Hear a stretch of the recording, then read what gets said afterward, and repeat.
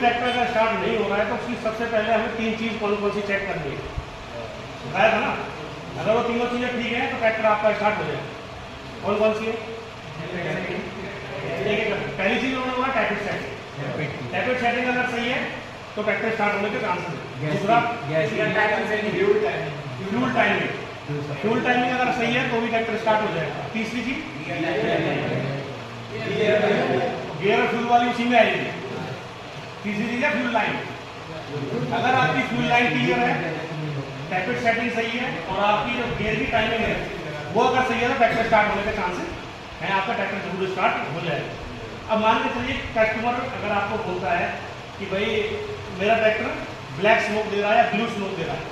हमें पता गया 3 तरह के स्मोक आते हैं ट्रैक्टर में। कौन कौन से? एक एक करके भाई। व्हाइट और ब्लैक और मैं कहूँ 5 तरह के आते थे। 3 तरह के आते हैं मोस्टली, जो भी कंपनी में होता है। पहली चीज अगर व्हाइट स्मोक आ रहा है तो क्या होगा? कहीं भी अगर वाटर कंटेंट, अगर कहीं भी पानी चल रहा है तो व्हाइट स्मोक आएगा। पानी कहाँ से जा सकता है? गैस किट के पास से। अगर गैस किट कट गया तो आपके कंप्रेसर चैम्बर में पानी जाने के चांसेस हैं। अभी मान के चलो गांव में होता है डॉक्टर, तो वही आया उसके पास सर पेट में दर्द है, तो डायरेक्ट जाकर पेट फाड़ के चेक नहीं करता कि अंदर क्या है।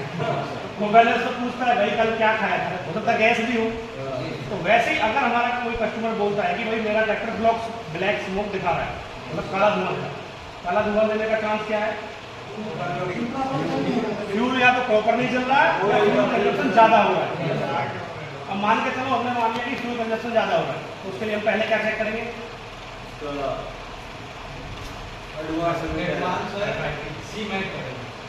डायरेक्ट जाकर पेट फाड़ दिया।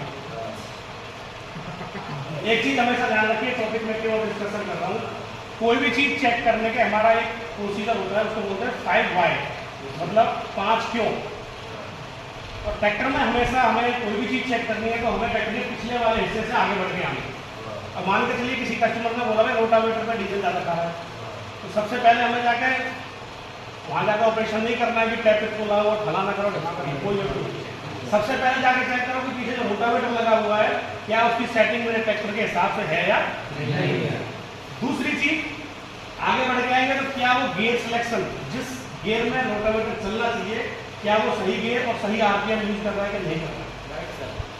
उसके बाद भी आपकी फिर फ्यूल लाइन आती है, फिर जाके कहीं आप टैपेड सेटिंग या टाइमिंग गियर पर पहुंचोगे। तो हमेशा ध्यान रखिए 5 वाई क्यों है, 5 क्यों ढूंढना जरूरी है। शुरुआत सबसे छोटी चीज से करनी है, तब जाके कहीं ट्रेन वाले ऑपरेशन पे पहुंचना है। तो डॉक्टर भी पहले पूछता है कल क्या खाया था, है ना? खाया था तो रात को अच्छे से सोए हो नहीं सोए हो, तो बहुत सारे कारण हो सकते हैं। तो ऐसे ही अगर हमारे ट्रैक्टर में कोई समस्या आती है तो उसके कम से कम 5 कारण हर समस्या के होते हैं। वो 5 कारण ढूंढने तब जाके हमें किसी बड़ी चीज पे जाना है।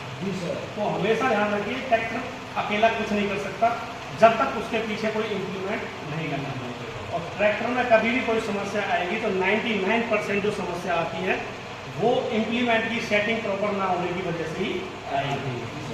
अभी कई बार होता है ट्रैक्टर बाहर खड़ा हुआ है, अभी तो क्या है जो मफलर होता है, साइलेंसर होता है, उसका मुंह आगे से ऐसे रहेगा, लेकिन पहले वाले ट्रैक्टरों का बिल्कुल सीधा होता है। अभी बारिश के टाइम में उसमें थोड़ा बहुत पानी चला जाए, कंबशन चैम्बर में थोड़ा बहुत पानी किया, वाइट स्मोक, भाई साहब गैस की फट गया, तुमने हेड खोल दिया, पता लगा साइलेंसर में पानी भरा हुआ। लेकिन अब तो क्या है कि थोड़े साइलेंसर का डिजाइन चेंज है, दूसरा उसमें नीचे एक बॉल होता है, जब बारिश के बाद ट्रैक्टर स्टार्ट करेंगे ना तो नीचे से देखोगे धुआं पानी निकलता है। तो पुराने ट्रैक्टर में कई बार इंजन में एंटर कर सकता है आपका, क्योंकि 4 वॉल्व है, अगर 2 सिलेंडर इंजन है, 4 वॉल्व में से कोई भी थोड़ा बहुत खुला होगा तो आपके जो साइलेंसर है वहाँ से पानी को मशीन चैम्बर में थोड़ा बहुत पहुँच सकता है।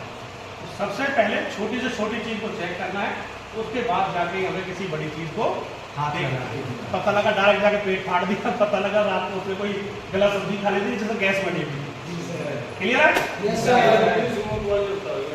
हाँ, ब्लू स्मोक में क्या है, अगर आपका कहीं पे ऑयल जल रहा है तो ब्लू स्मोक आए।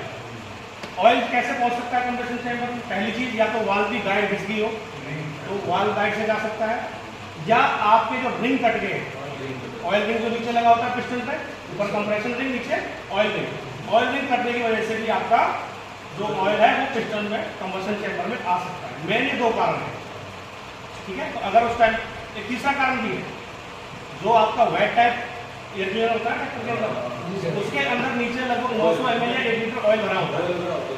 ट्रैक्टर जो कई बार देखा होगा घाट में चढ़ते हैं ना, जो रेती वगैरह निकालने का काम करते हैं, तो ट्रैक्टर आगे से बिल्कुल ऐसे खड़ा हो जाता है, फ्रंट लिफ्टिंग ज़्यादा करता है, तो कई बार वहाँ से सक्शन पाइप से भी थोड़ा बहुत ऑयल आपके कंबशन चैम्बर में पहुँच सकता है, ठीक है। तो वो चीज़ हाँ, वो कारण भी आपका हो सकता है। तो पहले चीज़ चेक क्या करनी है, अगर आपका ऑयल लीक से आ रहा है तो कहीं ना कहीं नीचे आपका कंप्रेसर थोड़ा बहुत लीक होगा, तो आपको डिस्ट्रिक्ट निकालनी है, वहाँ से हवा अगर ज़्यादा आ रही है, वहाँ से थोड़ा बहुत ऑयल अगर खटक रहा है, तो आप समझिए आपका ऑयल रिंग या आपका कंप्रेसर रिंग कट गया, जिसकी वजह से कंप्रेसर भी लीक हो रहा है और आपका ऑयल जो है कंप्रेसर चैम्बर तक पहुँच रहा है। तो ये चीज़ें आपको हमेशा चेक करनी है। 5 वाई को लेकर चलेंगे तो कभी भी आप समस्याओं में नहीं फंसेंगे, अच्छे से अपनी किसी भी समस्या का क्लियर है। Thank you sir.